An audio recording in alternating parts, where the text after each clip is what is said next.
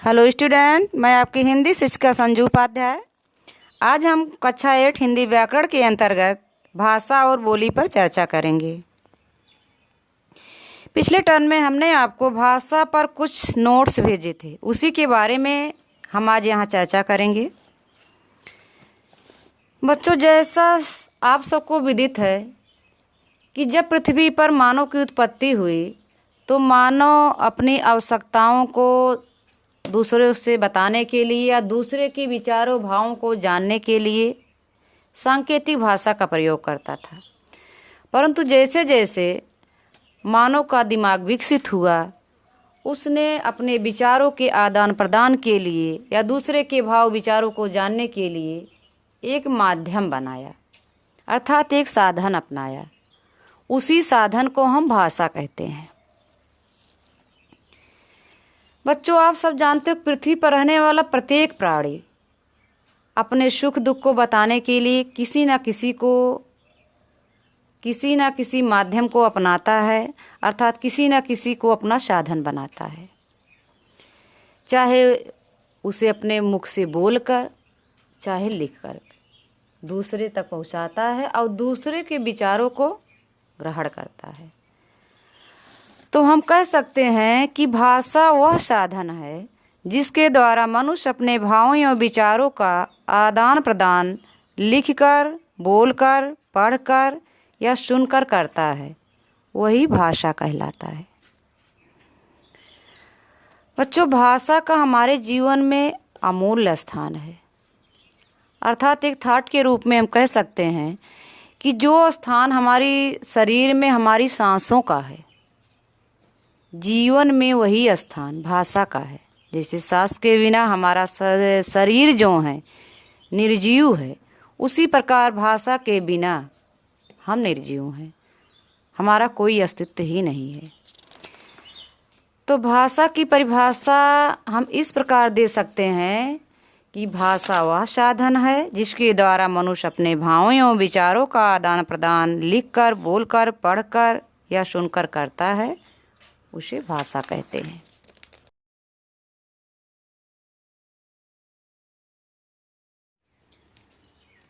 हाँ, तो बच्चों, आपने जाना कि भाषा क्या होती है।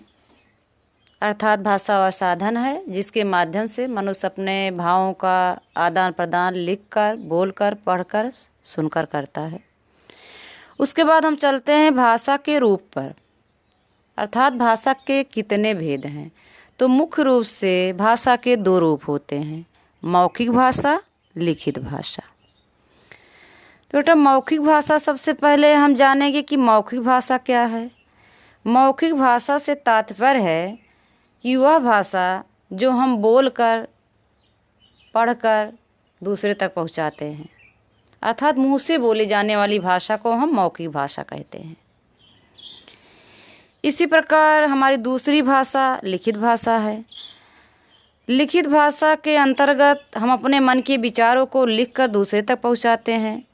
इसके लिए हम अपने मन के विचार दूसरे के सामने लिखकर प्रकट करते हैं या पढ़कर प्रकट करते हैं। इसके अंतर्गत हमारे विभिन्न प्रकार की पत्र पत्रिकाएं, पुस्तकें, विज्ञापन, पोस्टर, पत्र इत्यादि आते हैं। अब भाषा के दोनों रूप जानने के बाद हम चलते हैं सबसे पहले मातृभाषा पर। बच्चों, हम आपसे पूछते हैं कि मातृभाषा क्या है। तो हम आपको बता दें कि मातृभाषा अर्थात माता की भाषा। बच्चों, वह भाषा जो माता पिता तथा अन्य परिवार के सदस्यों द्वारा बोली जाती है, जिसको सीख करके बच्चा सर्वप्रथम बोलता है, वही भाषा हमारी मातृभाषा कहलाती है।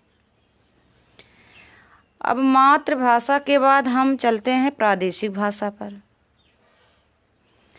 प्रादेशिक भाषा वह भाषा होती है जो किसी प्रदेश में बोली जाती है। उदाहरण के लिए पंजाब में पंजाबी, गुजरात में गुजराती, छत्तीसगढ़ में छत्तीसगढ़ी, उड़ीसा में उड़िया, केरल में मलयालम, तमिलनाडु में तमिल, पश्चिम बंगाल में बांग्ला इत्यादि आती हैं। हाँ, तो बेटा, आपको प्रादेशिक भाषा के बाद हम आपको बताते हैं राज्य भाषा क्या होती है। तो राजभाषा वह भाषा होती है जो राज्य के अधिकांश लोगों द्वारा बोली जाती है, समझी जाती है और सरकारी काजकाम में प्रयोग की जाती है। उस भाषा को हम राजभाषा कहते हैं। और हमारी राजभाषा हिंदी है, जिसको 14 सितंबर 1949 को अनुच्छेद की धारा 343 के अंतर्गत संविधान सभा द्वारा राजभाषा के रूप में स्वीकार किया गया। और हिंदी को राजभाषा का स्थान प्राप्त होने के कारण ही प्रतिवर्ष हम 14 सितंबर को हिंदी दिवस के रूप में मनाते हैं। अब आगे हमारा प्रश्न उठता है कि राष्ट्रभाषा क्या है। जब राजभाषा हिंदी है तो राष्ट्रभाषा क्या है और राष्ट्रभाषा कहते किसे हैं। तो हम आपको बता दें कि ऐसी भाषा जो देश के अधिकांश लोगों द्वारा बोली, समझी तथा लिखी जाती है उसे हम राष्ट्रभाषा कहते हैं। और हमारी राष्ट्रभाषा भी हिंदी ही है। तो बच्चों, आपने जाना राजभाषा, राष्ट्रभाषा क्या है। अर्थात राज्य के बहुसंख्यक लोगों द्वारा बोली जाने वाली, समझी जाने वाली भाषा को हम राजभाषा कहते हैं और हमारी राजभाषा हिंदी है। उसी तरह जो देश के अधिकांश लोगों द्वारा बोली, लिखी, समझी जाती है वो भाषा राष्ट्रभाषा कहलाती है और हमारी राष्ट्रभाषा भी हिंदी है। अब आपको हम बता दें कि अंतर्राष्ट्रीय भाषा क्या होती है।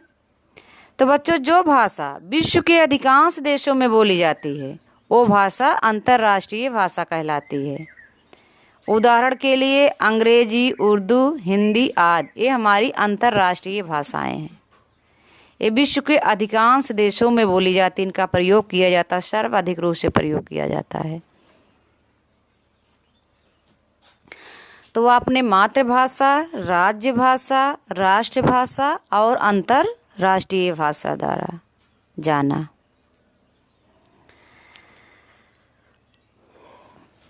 हाँ, तो बच्चों, भाषा बताने के बाद आज हम आपको बोली क्या है, बोली के बारे में बताएंगे।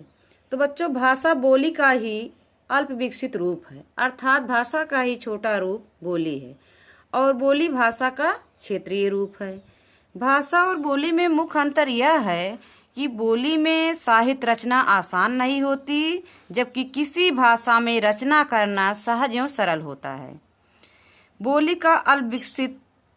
भाषा का ही अल्प विकसित रूप है, जिसका प्रयोग केवल सीमित क्षेत्र में किया जाता है। वर्तमान समय में हमारे भारत में 600 बोलियां बोली जाती हैं। अब आपको हम बताएंगे उपभाषा क्या है।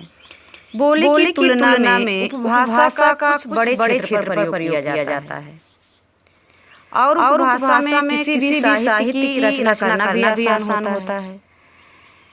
हाँ बच्चों, एक भाषा में कई बोलियां भी होती हैं। एग्जाम्पल के लिए बिहारी हिंदी भाषा की भाषा है तथा मैथिली, भोजपुरी और मगही बोलियां बिहारी के अंतर्गत आती है। एक कहावत कही गई है कि कोस कोस पे पानी बदले 3 कोस पे वाणी, अर्थात 3 किलोमीटर पर पानी का स्वाद बदल जाता है और 9 किलोमीटर पर हमारे बोलने का तरीका चेंज हो जाता है।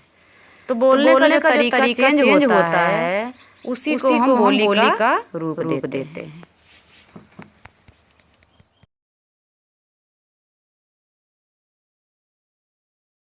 अब आपको हम बताते हैं कि लिपि क्या होती है।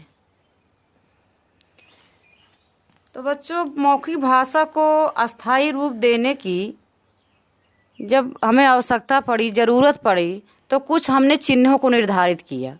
जो हम बोलते थे वो बोलने को क्या कहा जाए, कैसे उसको दूसरों को बताया जाए, एक चिन्ह का निर्माण की, अर्थात उसको चिन्हों द्वारा बताया गया कि ये है। जैसे का, हमने एक पाई खींचा, फिर डबल पाई खींचा, फिर उसको गोल किया, फिर उसको एक मानक रूप दे दिया गया का। तो हम आपको बताना चाहते हैं कि जो हमारी मौखिक भाषा थी, मुख से बोले वाली भाषा थी, उसको हम स्थायी रूप देने के लिए जिस सांकेतिक चिन्ह का प्रयोग किया, उसी को हमने लिपि का नाम दिया। प्रत्येक ध्वनि के लिए, प्रत्येक चिन्ह निर्धारित किए गए। मतलब हमारी जो ध्वनि निकली, प्रत्येक ध्वनि के लिए प्रत्येक चिन्ह निर्धारित किए गए, जिन्हें वर्ण कहा गया, यानी अक्षर कहा गया। हमारी जो ध्वनियाँ निकली, ध्वनियों को हमने चिन्हित किया, चिन्हित करके फिर उसका नाम हमने दिया वर्ण, तथा वर्णों की सार्थक व्यवस्था को ही लिपि कहा गया। और जो वर्ण थे, अक्षर थे, उनको सार्थक रूप में चिन्हित करके उनका एक अर्थ निकाला गया, उन्हें बताया गया कि इसका क्या अर्थ होता है, इसके कहने का या बोलने का क्या अर्थ होता है।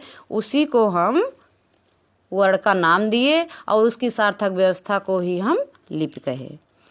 बच्चों, संसार की प्रत्येक भाषा की अपनी अलग अलग लिपि होती है और वही उसका लिपि ही उस भाषा का मानक रूप होता है। तो आपने जाना कि लिपि क्या है, अर्थात भाषा में जो ध्वनि होती है, उस ध्वनि के लिए जिस वर्ण को हम चिन्हित करते हैं, उसी चिन्हित वर्ण को ही हम लिपि कहते हैं।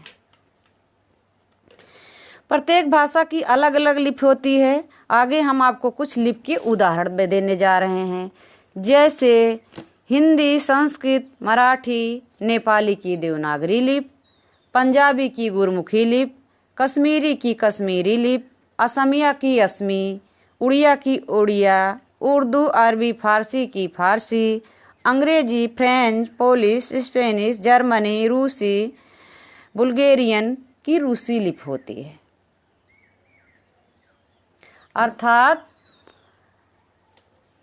उन चिन्हित शब्दों को, वर्णों को अस्थायी रूप देने के लिए हम जिस सांकेतिक चिन्ह का प्रयोग करते हैं, उन्हीं को हम लिपि कहते हैं। हमारी हिंदी भाषा की लिपि देवनागरी लिपि है।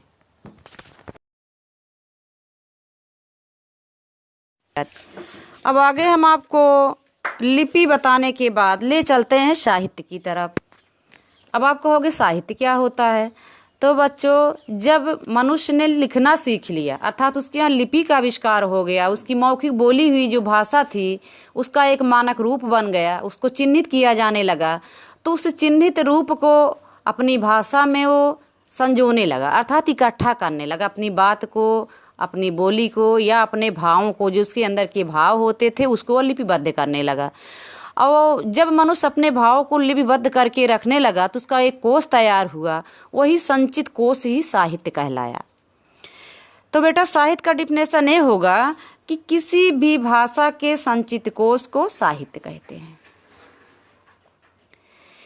किसी भी साहित्य की रचना दो रूप पर की जाती है, एक गद्य और दूसरा पद्य। अब आप कहोगे कि गद्य और पद्य क्या होता है?